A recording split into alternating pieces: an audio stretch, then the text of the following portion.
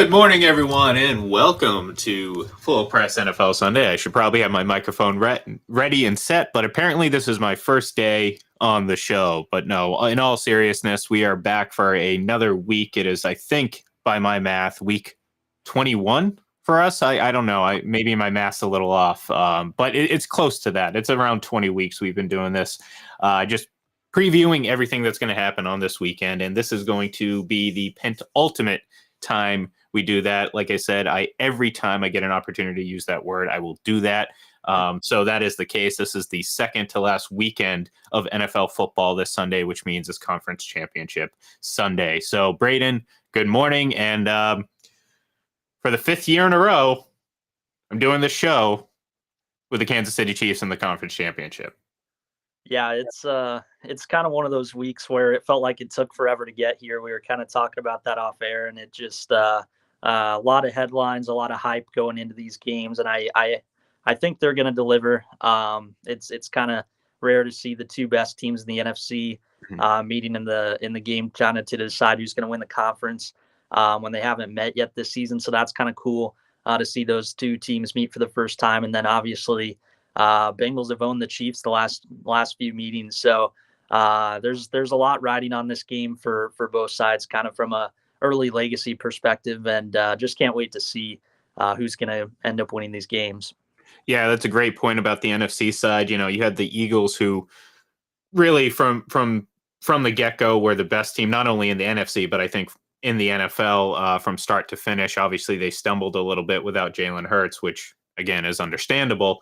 But still ended the season with the best record. And, you know, it took a little bit. Obviously, injuries played a factor, but it became very evident very quickly that the 49ers were the second best team in the conference. And to your point, they're now meeting in the biggest game in the NFC this season. So that's going to be exciting.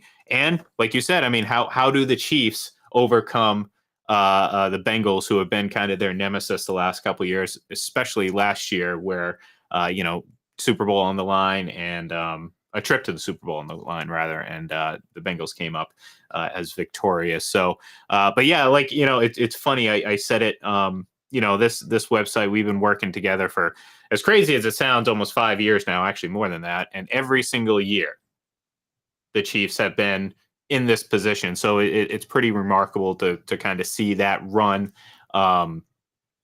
You know, we have a lot to compare when it comes to what the Patriots did and everything like that, and they're quickly becoming, at least in the latter half, you know, trying to match what, you know, the Patriots did from 2014 to 2018, where they had their really strong second run of their quote unquote dynasty, and the Chiefs are obviously trying to get to that level. And look, to your point, you said legacy, and well, you know, this kind of is a big legacy weekend. And I tried to make this analogy and this, you know, have this discussion on FPC Radio Live about, you know, kind of where Patrick Mahomes is, because I think the discussion, it's so, you hit every end of the spectrum. So I don't think that it's almost impossible to kind of meet in the middle anywhere, because both pendulums are swinging so quickly in either direction that it's so tough. But, you know, right now he is in a logjam, and I don't mean this in a bad way. I just mean as in,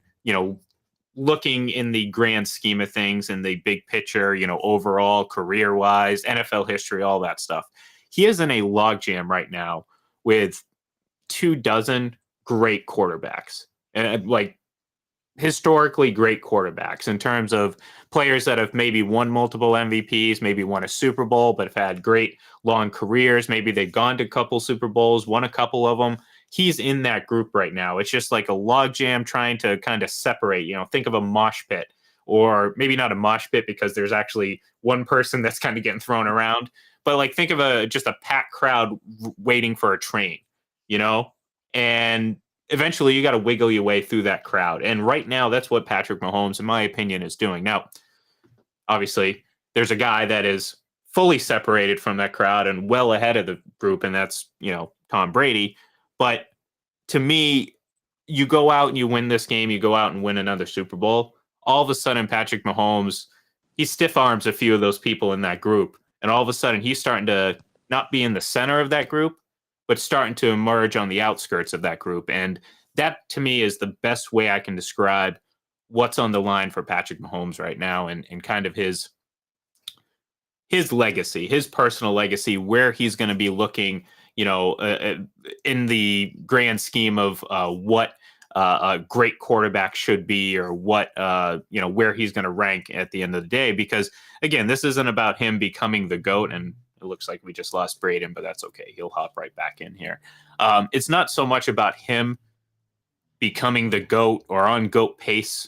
I don't believe there's such a thing. It either happens or it doesn't. And this is something that will take time. And there's certainly no clear benchmark as to what you need to accomplish, especially since, at this moment, the other guy is still playing. You're more focused on the player's individual legacy. And here we go. We got Braden back here.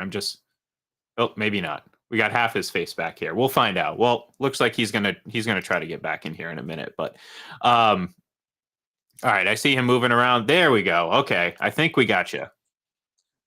You good? Can you hear me all right? Yeah, I think you're all right. Your connection's a little choppy. Something's going on there out by Kansas City. So what I was saying was, as I was trying to keep people focused, as I was hoping you'd get back here soon.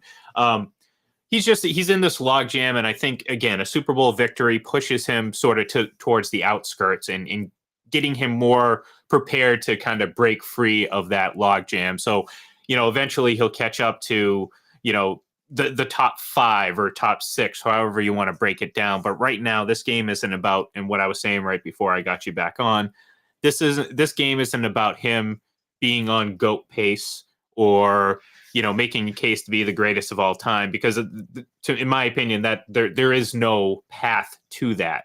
I'm not saying it's impossible. What I'm saying is it's either going to happen or it's not going to happen. And right now it's something we can't say, nor can we project. So it's important to focus more so on his personal legacy, which, winning another Super Bowl, I think can do an incredible amount to get him over that hurdle and into that next tier. Yeah, I guess just going back to the 5 straight conference championship things. I mean, I just remember growing up not really knowing if I'd ever see a playoff win. So it's just crazy to see that kind of rare sustainability they have right now under Andy Reid. But yeah, for Mahomes, it's so rare to do, I think, what he's done this early in his career. And we see a lot of young quarterbacks kind of find more career success early on than what we're used to seeing in the past. But I don't think his big cap hits kick in yet till next season in his contract. So you talk about if you're able to go out and win a second Super Bowl, basically one in the prime of your rookie deal, and then kind of on the outskirts of that. It's just like you said, it's hard to really put anybody on a certain pace, but I think there's just so much riding on this kind of era of this Patrick Mahomes led team. Obviously a lot more changes to the roster this year, but it really seems like before next season, this is kind of one of the last hurrahs they maybe have with some of this core group. So if he's able to go out there and obviously coming off the ankle injury that he suffered last week too, I think it's just going to elevate him more than I think I could even imagine right now, just because of what he's already accomplished. Yeah, and it's very important to note, and this isn't in any way. I know people say, "Oh, they're going to get devastated by the cap hit and everything like that." No, I mean, this isn't a team that's going to all of a sudden go to 2-14 or 2-15 or whatever. I'm still getting used to the 17th game. That's not what we're saying. But to your point, I mean, all of a sudden, his percentage of the cap that he's going to take up. And I know it's going to all be relative to what the cap number is, and it's always going to grow. So that number is that percentage is likely going to shrink. But it's already going to have an impact, because all of a sudden, say players 31 through 41, you're not going to have as solid of a group, because you're going to have to cut corners somewhere. Maybe it's not going to really impact the last handful of guys on the roster, because it's not going to make a huge difference. But those guys, again, you can point to them. I mean, you have free agents coming up, even Juju Smith-Schuster, who Right. It's going to be an interesting decision what the Chiefs want to do, because he's a nice player. He was a very good player for them this year. We talked about it before the season, especially when we were comparing the Chiefs and the Packers' plans to replace their top wideout. Obviously, I don't think anyone individually replaced Tyreek Hill, but we both talked about how we think they did a lot better job, certainly than Green Bay, in filling out the depth, and Juju was a key part in that. Is he going to want a long-term contract? And I wouldn't be surprised. I don't see why he wouldn't at this point. He kind of banked on himself this year. He goes out, maybe they win a Super Bowl. I mean, he's going to be, a hot commodity, a Super Bowl winning wide receiver with name recognition. So all of a sudden, those decisions become a little bit tougher. And you can't go out. You got to bank more on maybe not mid to high quality players, but maybe mid to average players and hope they overachieve. And that's something that, successful teams have to go through, because in order to stay successful, you have to pay your best players, primarily your quarterback. And eventually that's going to come back to, cut corners in the depth. And that's the big thing that's going to happen, because not only are the Chiefs going to have to make those decisions, but other teams are still getting better. I know, the Bills are kind of the butt of some jokes right now. And look, I mean, you talk a lot of trash, you come up short, you got to take your licks, and Buffalo certainly knows how to do that. So that's what they're doing right now, but they're still a really good team.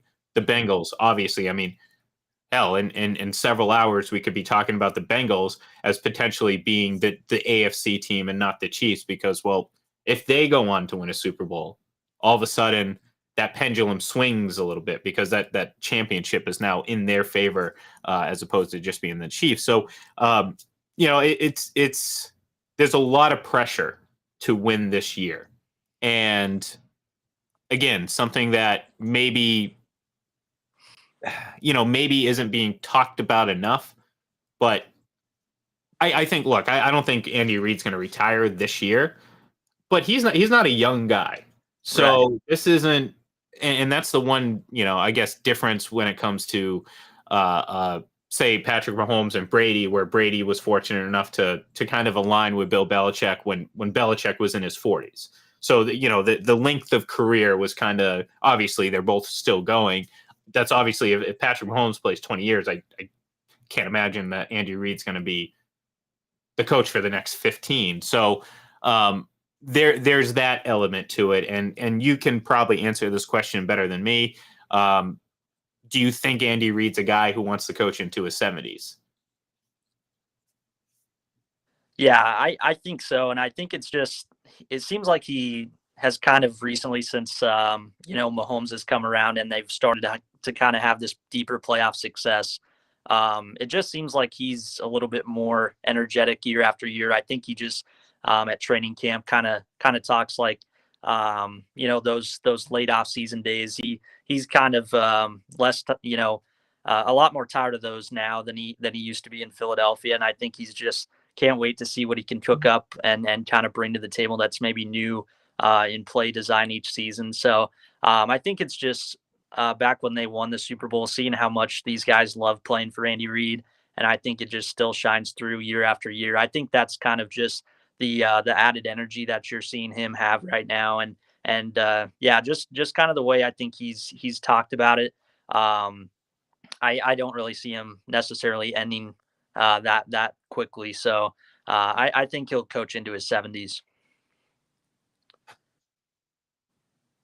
There we go. Just learning how to work my equipment here, apparently.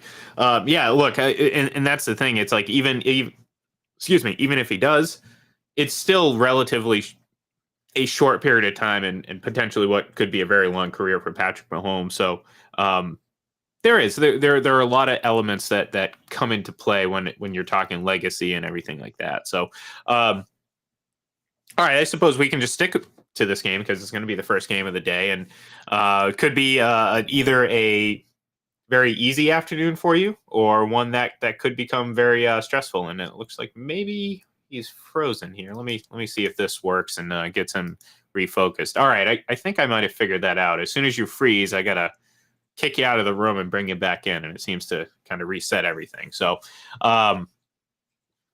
anyways, first game of the day, we got obviously Cincinnati heading to Kansas City, second year in a row. Now, Here's the question, Braden. The last 3 games, 0-3. And last year, the Bengals that second half and versus what the Chiefs did, particularly Mahomes. Look, I think the reason he gets a lot of slack for the Super Bowl is because the over the top praise for some of the other things. I think it's the universe trying to balance itself out. So if you're going to anoint this incomplete pass as the greatest thing that's ever happened, well, guess what? You're going to get the exact opposite. But the reality of it is, perhaps his worst half of football, regular and postseason, came against the Bengals last year in the AFC Championship game in the second half. And look, I mean, the question is, what has to change for Kansas City to win? Because again, I mean, very few teams can sit there and say, "Hey, we're 3-0 against the Chiefs," and the Bengals, here they are coming in with a lot of confidence. So I'll ask you, what do the Chiefs have to do differently? Yeah, I think it comes down to situational football for me. I think both sides of the ball, third down has to be a lot better. I think this is kind of a weird Chiefs offensive line where they're maybe a better run blocking team, even though they pass the ball a lot more. So I think we saw, especially this regular season meeting, the pass rush of the Bengals was really giving them fits. So I think it's kind of being smarter with those third down play calls, kind of being a little bit more urgent, getting the ball out quicker, not necessarily always looking for that home run shot. And then I think defensively, I mean, they have to find a way to get pressure against Burrow. Last year in the AFC Championship, he did really well using his legs, stepping up in the pocket, was able to get some first downs. And then this year in the regular season, I mean, I think it was the only game they didn't register a single sack. So just I think changing their looks up with the pressure, and not necessarily sitting in soft zones, because if you do that, Burrow's going to kind of tear you up on third down. So I think it's just really just that situational football. Third down, fourth down, the Bengals have just been outclassing the Chiefs in that area. And I think it also it has shined in the last 2 minutes of either the first half or late in the game. So I think that's where the biggest difference has to come for Kansas City, because all three losses are by 3 points, and really, if you look at it, the Chiefs have not trailed. I think more than 10 combined minutes, I want to say, in those 3 games. So I think it's just finishing and really executing in those areas. Yeah, and look, I mean, if you're if you're looking for any weakness for the Bengals, and it didn't show up last week, is look, their offensive line isn't as healthy as you would like. So if your goal is to get pressure on Joe Burrow, something that the Chiefs do very well is get pressure and get sacks. Well, guess what?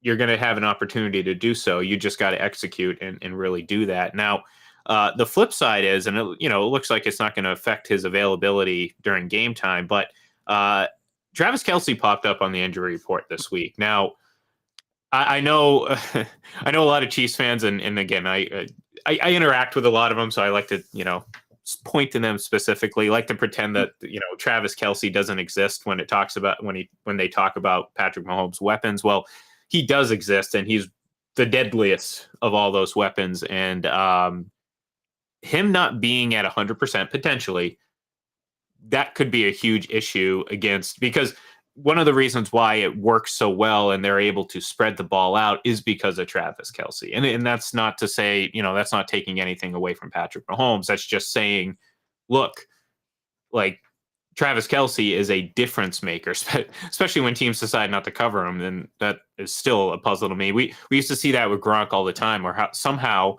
this massive human being would somehow get free and be wide open all the time, and you're just puzzled why you're not giving more attention to Travis Kelce. Well, part of the reason is it's because it's Travis Kelce, and he creates that separation. The other part is Andy Reid and this offense and everything like that. But the point is, I mean, he's just a dangerous threat on the field. So is there, any concern about this injury, and, what happens if Travis Kelce isn't at 100%? Maybe he's only at say 75%.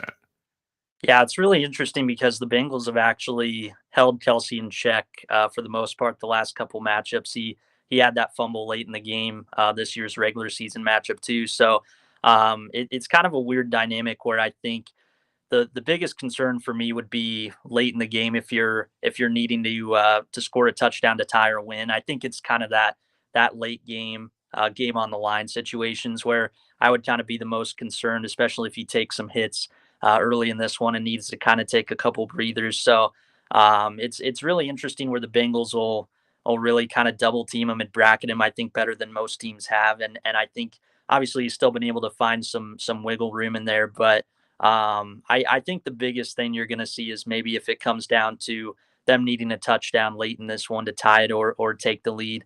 That's kind of where I'd be the most concerned. But it's just kind of a weird dynamic when you kind of mix in Cincinnati's coverage and they've been probably better against him than almost any other defenses. And so it's probably not a coincidence that they're 3-0 against the Chiefs. And I know that the margin of victory is very slim. And, you can say, well, they haven't, dominated in that sense. But at the same time, that's a big difference. I mean, it doesn't seem like a lot, but those 3 points are a big difference, especially if, you're talking about two elite teams in the conference. So I guess before we go to our picks for this game, and we'll pick the winner, and I'll throw you a little curveball and say we're going to actually throw a score out there because why not? It's the conference championship game. We only have 2 of them today, and it's the last or 2 of the last 3 of the entire season. I got a couple prop bets I'm gonna throw up here. I'm looking at them right now. See maybe if let's see. I had a huge list of them right now. Okay, all right. So completions. Joe Burrow over under 25.5. Is this going to be a throw it type game, or do you think these teams are going to rely heavily on the running game?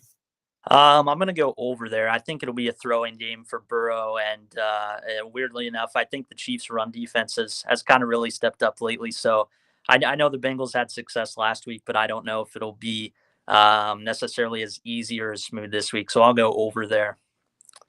All right. So interceptions.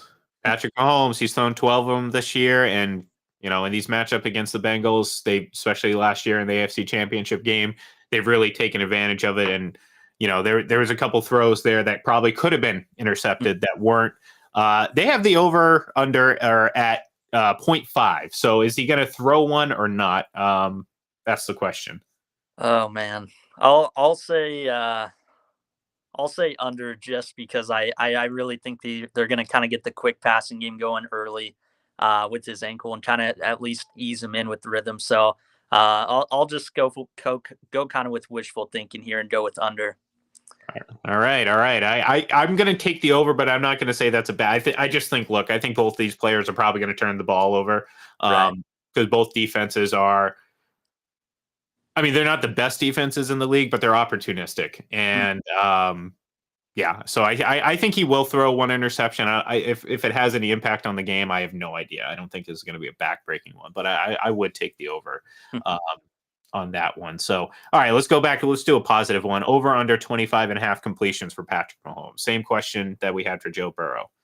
Yeah, I'll go with the over there as well. I really think it'll come down to kind of what quarterback has the ball kind of last and which one kind of come through the most in the fourth quarter. So I'll go over. All right. 2.5 touchdowns for Patrick Mahomes. Over under. Passing touchdowns. Let's see. I'll go under here. I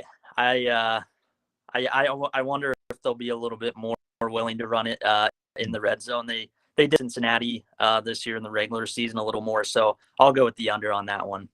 Yeah, I think so too. I mean, I can't imagine if they're going to put up 21 to 31 points. I'm sure Isaiah Pacheco is going to get at least one rushing touchdown, or there's going to be something there. So I think that's a good grab. So I'm going to see. Let's see, Joe Burrow passing touchdowns for him 1.5 over under. I'm going to very quickly butt in and say very easily over.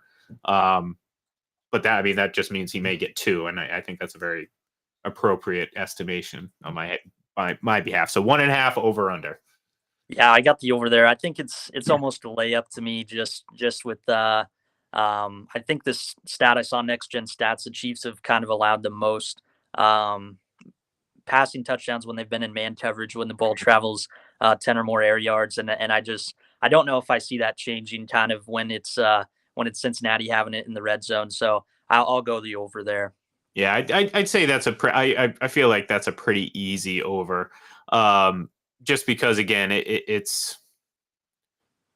I mean, you got to figure that he's going to throw at least 2 touchdowns. Right.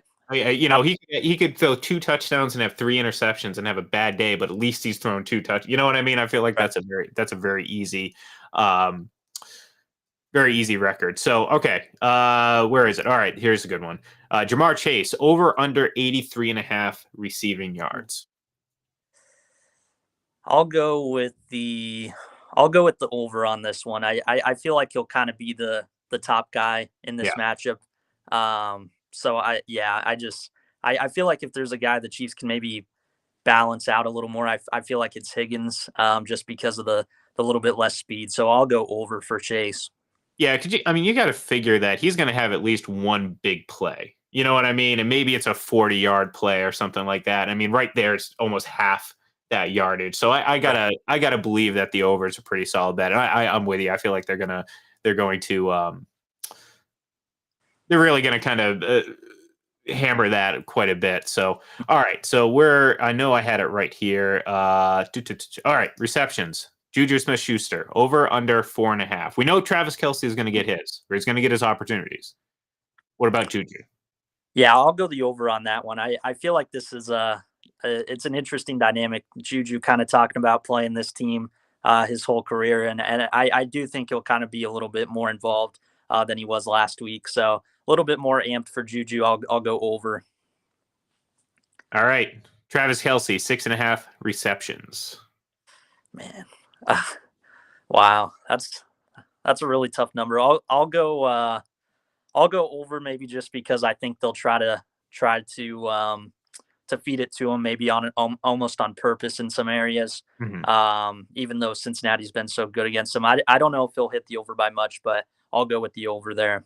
Yeah, it seems like maybe they, to your point, might try to really get him involved early to get him rolling, because like if it takes him a while to pick up some yardage, maybe all of a sudden you start thinking, oh, maybe it's the Bengals. They're doing something. You know what I mean? So yeah, I'm with you. I think the over, but again, seven receptions on the day. I think that could, depending on what's done with those 7 receptions, those could be very valuable, or it could just be a Bengals keeping him in check. So I think the over. I think that's a safe bet. So all right, let's let's pick this game because we got another game to talk about, and I do want to talk about that a little bit more before we have to get off the air here. So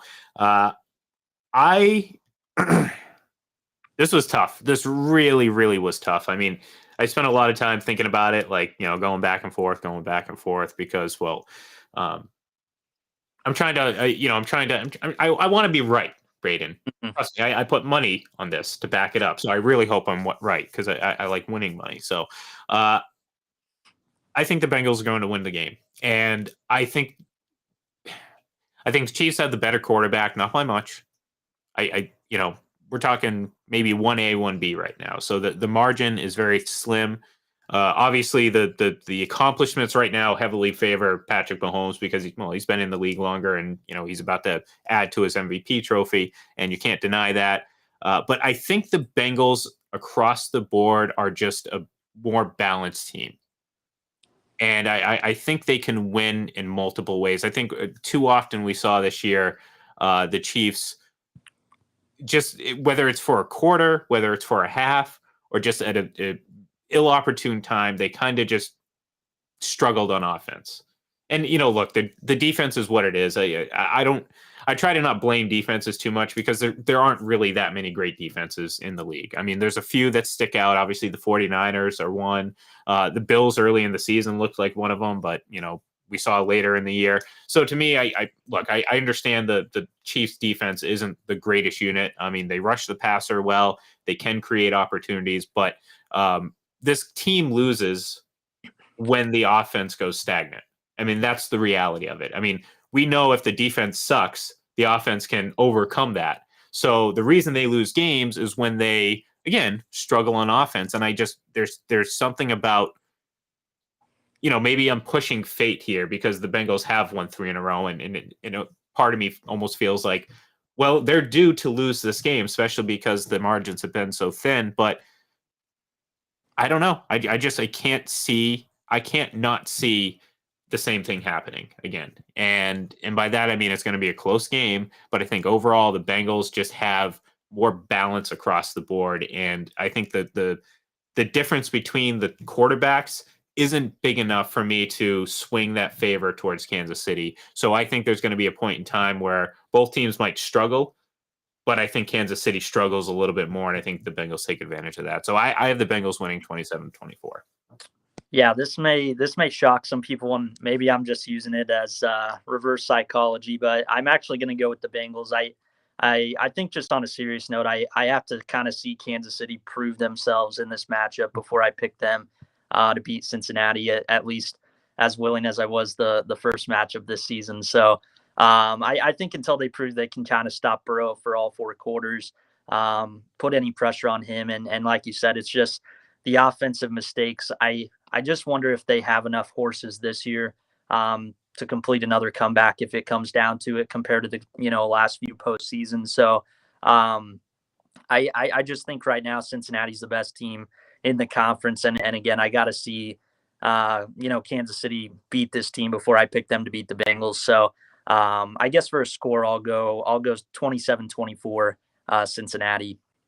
Well, and this is obviously something we haven't mentioned, and you can debate all day about the severity of the injury, but watching a little bit of practice film and doing it, without the pressure is one thing. Look, I mean, the health of Patrick Mahomes is important, and if he is at any bit hobbled, then I mean, I think that change, that obviously, excuse me, will have a tremendous impact on this game and certainly swing it heavily in favor of the Bengals. So, I do like the reverse psychology aspect of it. So, it's good. You gotta see, maybe will them that way, will them to victory. So, all right. Mm-hmm. NFC Championship game, 49ers, Eagles. We talked about it. The Eagles, really from start to finish, were the clear best team in both the conference and the league, both record, and they just got it done more often than every other team in the league. The 49ers, well, the beginning of the season looked like, well, same old 49ers, a lot of potential, a lot of talent, half the team's injured. Well, guess what? They haven't lost the game in 2.5 months. They're doing it with a 7th-round quarterback who, yes, I know he's winning games, but look, he's been pretty good. Mm-hmm. He's been pretty good. I mean, that's about the extent of it. He's not, he's not carrying this team. He's doing the right things more often than not, and I think the team is really good in helping pick him up when he's not. So they're just very dangerous. They're dangerous on the offensive side of the ball. They're dangerous on the defensive side of the ball. And, quite frankly, there's really not a lot of things they do poorly. And when they're healthy and playing at the top of the game, you're worried about so many different things, not only deep in the field, but you're talking about a team that could really, I mean, you hand the ball off to Deebo Samuel, he could take it 70 yards down the field. You throw a pass in the middle of the field, maybe it's a little off target. Well, guess what? George Kittle can still come down with it. It's an endless supply of playmakers that the 49ers have. And on the flip side, the Eagles have perhaps the best dual threat playmaker in obviously Jalen Hurts.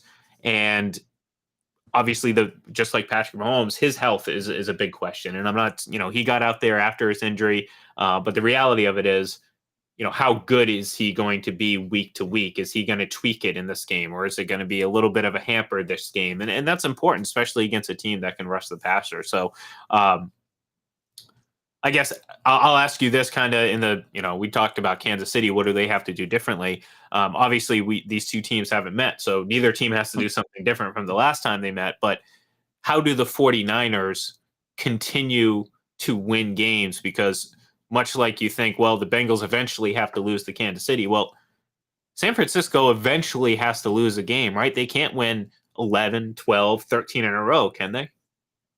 Yeah, it's I think it's really interesting to see some of the just kind of the metrics that San Francisco is really dominant at. I think they're tops in the NFL in yards after catch over expected, and just kind of seeing how that combines with Brock Purdy, living with these kind of quick to intermediate passes and the play action passing game.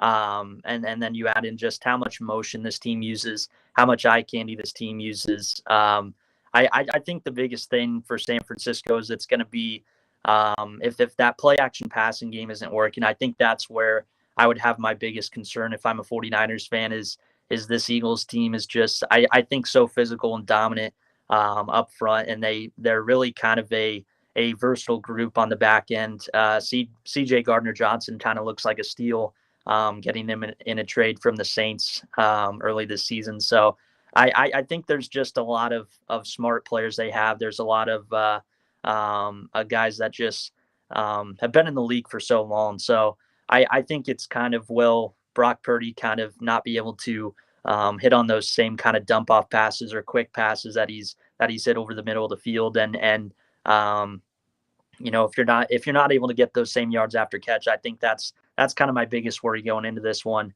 If I'm a Niners fan. Well, that's a nice little segue into some of our little prop bets, because the first one I was going to ask you, 19 and a half pass completions, Brock Purdy, over under. Is it going to be a dump off day? Is it going to be a play action day? Or are the Eagles going to take full advantage of his inexperience? I'll go slightly over on that one. I really think the Niners will kind of rely on the running game a lot, and I was kind of shocked to see how much the Eagles defense has struggled to their standards against the run, but I'll go just over. I think he might have to win them some reps on third down. Yeah, I mean, look, he could have 20 completions, totaling like 30 air yards. So that, you know what I mean? Like that, I can definitely see that happening. All right, same question. Jalen Hurts over under 21 and a half. So I guess it's not the same exact question, but same family of question. Yeah, I'll go with the over on this one. I do think Jalen's gonna maybe kind of be the biggest beneficiary if the Eagles win this game. I think he'll have to win it with his arm. So I'll go with the over there. All right, Christian McCaffrey, 32 and a half receiving yards. That seems a little low. Maybe not, but how is that going to be over or under? I'll go over on that one. Yeah, I do think that's kind of low. It seems like Kyle Shanahan's really kind of emphasized him in that area really since he got there. So I just don't think he's going to really be stopped if those touches kind of continue. All right, what about Deebo Samuel? We got him at 49 and a half. Wow. Yeah, I'll go over there. I feel like he might be able to beat done on one play, so I'll go with the over. Yeah, look, I can't imagine that the 49ers are going to be looking to ground and pound against this Philadelphia Eagles team. So I feel like there's going to be a lot of pass opportunities, at least, only if obviously the 49ers line can hold up and keep Brock Purdy, give him at least enough time to make these decisions. So on the Philadelphia side, AJ Brown, 4.5 receptions. Yeah, I'll go with the over there. I think especially with how he kind of looked last week, I think it almost might be a point to get him the ball early and often, maybe similar to what we kind of said about Kelsey earlier. Look, there should be a point to get AJ Brown the ball every single game, regardless. So yeah. I'm with you on that one. Jalen Hurts, 9.5 rushing attempts, over under. I'm actually going to go under on this one. I think they've just really been relying a lot on Sanders and Gainwell, and I think maybe just kind of rewarding them for the success they've had. I just wonder about San Francisco kind of boxing him in a little more and limiting those chances. So I'll go with the under there. All right, Christian McCaffrey, 58 and a half yards rushing. Yeah, I'll go with the over on that one. I feel like McCaffrey's going to have a really, really solid day. So I'll go with the over there. Yeah, he could probably hit that yardage in 2 runs, in most cases. So, all right, let's get into picking this game, because I'm pretty. This is again another really tough one to pick. do you ride with the Eagles, the team that, again, from start to finish was looked like the best team in the league, and by only the fact that they lost their starting quarterback, do I think they lost those 2 additional games? I mean, you're looking at a team that could very well been 15-2 or 16-1. However, I see no reason why to pick against the 49ers. And again, this is obviously the margin in the AFC when it comes to quarterback is much thinner, but I'm picking the lesser of the 2 quarterbacks in both games. And this obviously is far more obvious because I don't think anyone's going to sit there and say that Brock Purdy is better than Jalen Hurts. Like I said, Brock Purdy is he's a he's a nice player. Very nice. He's done well. Hasn't done anything spectacularly bad. But this is a guy who also has a habit of rolling to his left and throwing as a right-hander, and that's not something that generally happens, and is not something that is indicative of a great quarterback. I mean, Aaron Rodgers does it, but he's not Aaron Rodgers. Right. So to me, I think eventually the kind of backyard improvisation that he does do at times, and this is something that must drive his coaches wild, is the running backwards part. I think eventually that could catch up to him, and that's why I think this offensive line play is going to be huge. However, I don't think it's going to happen this week.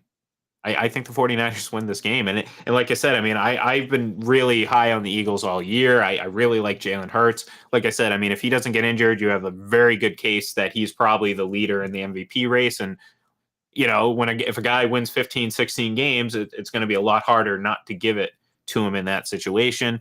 I think the 49ers are just, they're rolling right now. And it's very hard to find a reason why that would stop now, even against the very good 49ers team. So I have the 49ers, another very close win, 31-28.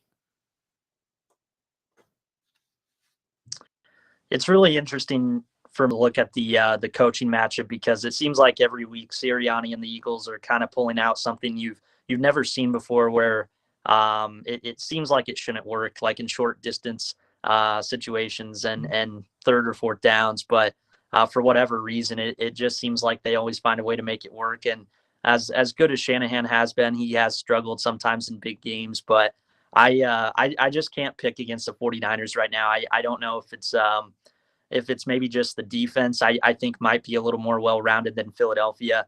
I think this team just has a little bit more maybe urgency, not Philadelphia totally lacking that, but I just think this team realizes this is kind of their prime window to really hit, and even with a quarterback like Brock Purdy, if it leads to a quarterback competition, you're really kind of hitting your stride right now, where Philadelphia in their process emphasis from Niners on the defense. I feel make some more stops. And even if Brock Purdy, finally makes a big mistake, I think this team has enough around him to really come back or hold down the fort. So really excited to see how this game kind of goes. 49ers D versus Eagles though, but yeah, I'm going with the 49ers. I'll go 24-20. All right, there we go. We're lockstep. We got the Bengals and the 49ers in the Super Bowl, and I know your motivations might be a little yeah, a little revert. It's okay. It's all right. I understand. Either way, it's a win-win for you. If the Chiefs win, then hey, the Chiefs won. If not, you'd be like, hey, I called it. I was smart. It'd be really cool to see Andy Reid against his old team, though, if that were to happen, and obviously the Kelsey brothers going against each other. So yeah, I mean, really, I think any outcome, I can't complain. I think the cool thing is we probably got the 4 best teams from this season, and for the most part, teams that can kind of back up either their confidence or cockiness, as some people like to call it. So just can't wait to see what unfolds today. Hey, look, I'll take the Kelsey brothers over the Harbaugh brothers again any day of the week. So I am okay with that. So, all right. Thank you, everyone, for tuning in. And like I said, enjoy the game, enjoy the weekend. The two of us, we will be back in 2 weeks. That's right. Super Bowl Sunday. It's just around the corner. Hopefully previewing a what should be a very, very good game. But I think we're going to get two classics today and hopefully a very entertaining 7 hours of football coming up here this afternoon. So thank you, everyone, for tuning in. Give us a follow on Twitter at Full Press NFL. And of course, head over to fullpresscoverage.com to check out all the latest and greatest going on over there. So thank you, everyone, and we will talk to you soon.